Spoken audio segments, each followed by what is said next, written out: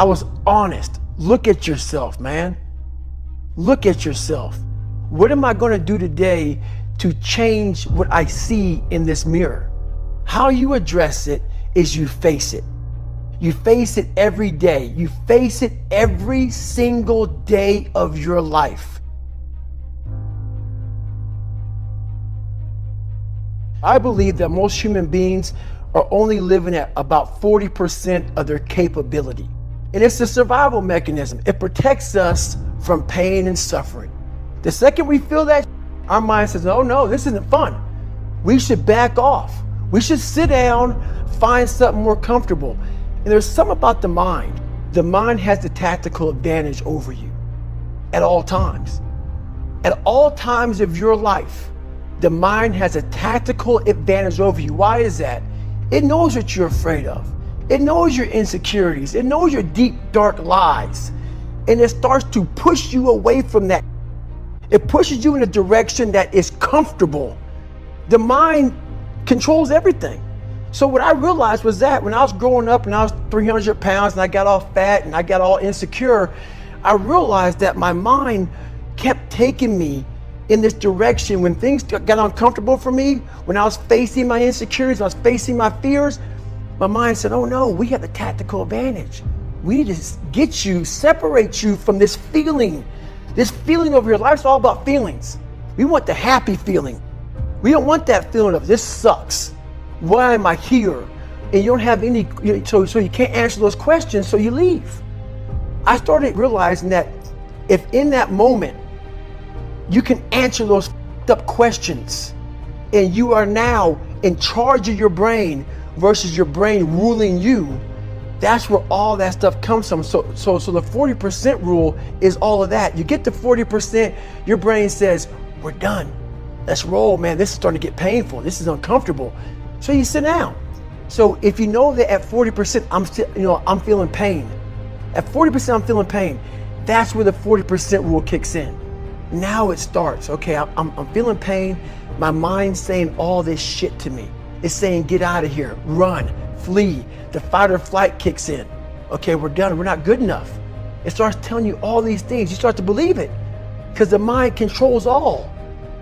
This is the time where you have to gain control back of your mind. It's okay, let me see if I can go 45%. And once you start giving yourself more and more hope and start realizing, okay, the mind starts to be, okay, what are you doing? We're supposed to be going right and you're going left.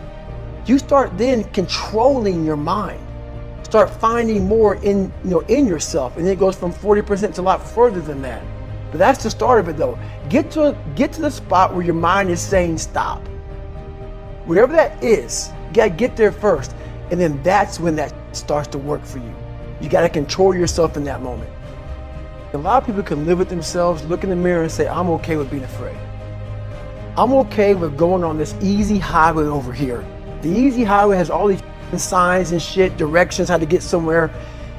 And you have to first be uncomfortable with how you feel about yourself. With that voice that a lot of us like to run away from, we all have it.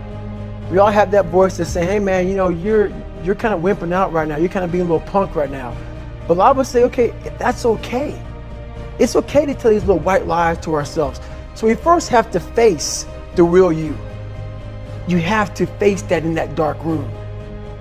In that dark room is who you are. But in that dark room is where you have to create another human being that walks out of that dark room to face who you are. That's the only way you're going to get over all those things. You have to create someone else. Not like you have two different personalities. It is you. But you have to find strength. And that visualization of almost me cracking out Goggins, like I'm coming out a different person, a person that doesn't give a fuck about anything, who doesn't care about being judged, who knows I'm weak, who knows I'm afraid, who says, whatever you think about me, take it, whatever, I'm here. In the dark room, you face yourself, you realize you want to be better, you realize you don't want to be this weak, insecure person in the world who has all these problems that we all have. We all have. Social media is a great platform to tell you who we want to be, not who we are. The second you think that you've overcome it, you climbed Everest, you're on that last hold, and life will say, not today. And it'll push you down. Went to the mirror, and the reflection in it revealed a lot of bad things. And I'm looking at myself in the mirror going like, God, dog, dude, you are something else, man. Like, you have created a character. It wasn't me. It wasn't who I was inside, but I was scared for anybody to know who I was inside. So in that accountability mirror, I call it, I got real with myself. And I said, you have a third grade reading level, which is hard to admit when you're a junior in high school that you copied on every single thing you did because of fear they're gonna put me in a special school. We all know what special means. I'm gonna have a title on myself the rest of my life. And people say, oh, you know, you have a learning disability. I had a learning disability, but I realized I was lazy. So I called myself out there. I called myself out every which way possible. I didn't call myself out, I was just honest. I was honest. Look at yourself, man.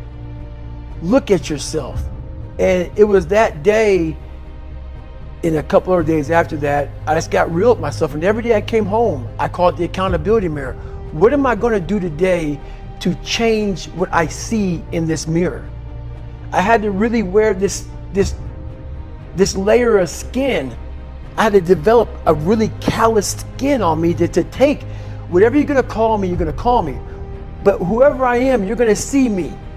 You're going to see me for who I am, because I need to change who I'm not. And that accountability mirror just became raw. And when I became fat over the years, because I fell back in the hole, I called myself fat because I was fat. And people don't want to do that. They want to say, oh, don't call yourself fat. Don't call yourself dumb.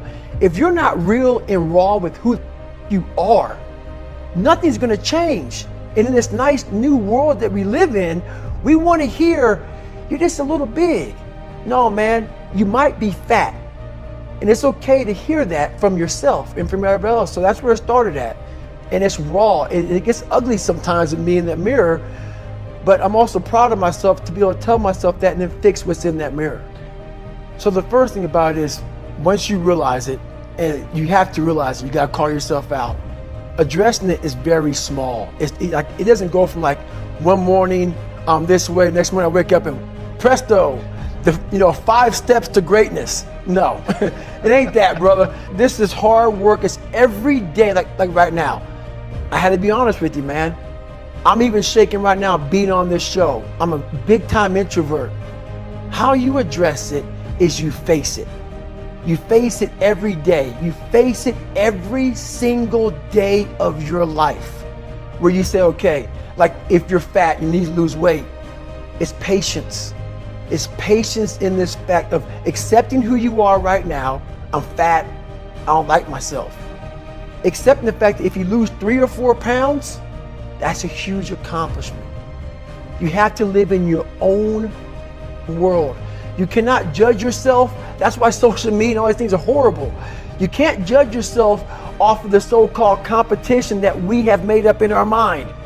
The things that, how people look, how people act, how smart someone is. This is a race that you run completely alone. And you're all by yourself. I had tons of sticky notes all over my mirror. It wasn't like, be better than John or be as fast as whoever. Okay, David, yesterday you did this. Today, our next goal for the week is this. So I had a year goal, weekly goals, daily goals, hourly goals. I figured out these ways of total accountability. Are you accountable for what you're doing? Are you accountable? And I mean to the T for what you're saying. I am.